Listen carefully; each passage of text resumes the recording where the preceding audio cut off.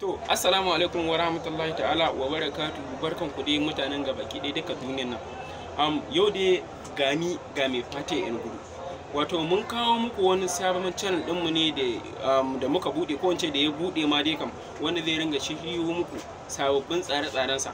A channel ɗin an rubuta MAIFATIYA TV.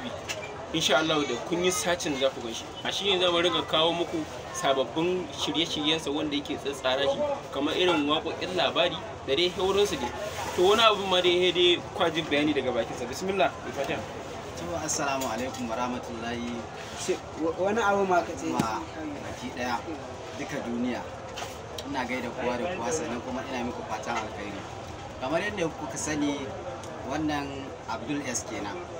Shine wanda yake bayani a kaina, sannan kuma ya ban dama domin na ce muku wani abu. Ina yi wa kowa fatan alkhairi, sannan kuma ina gaishe da ku. Na gode kuma da irin bibiyata da kuke yi.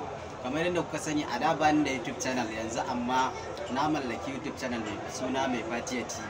Insha Allah in kuka yi sacin waƙoƙina za ku same su a duk inda kake a faɗin duniyar nan baki daya. Kamar yadda kuka sani, ni mawaƙi ne, na mawakin aure, amma sannan ina yin waƙar siyasa, ina yin waƙar soyayya sama-sama da yaka.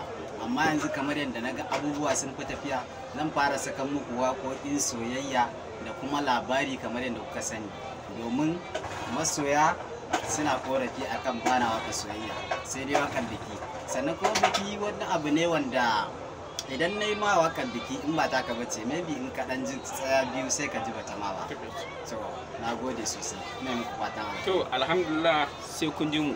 MAIFATIYA naku ne, kuma mu ma ku ɗin ma naku ne. Muna godiya.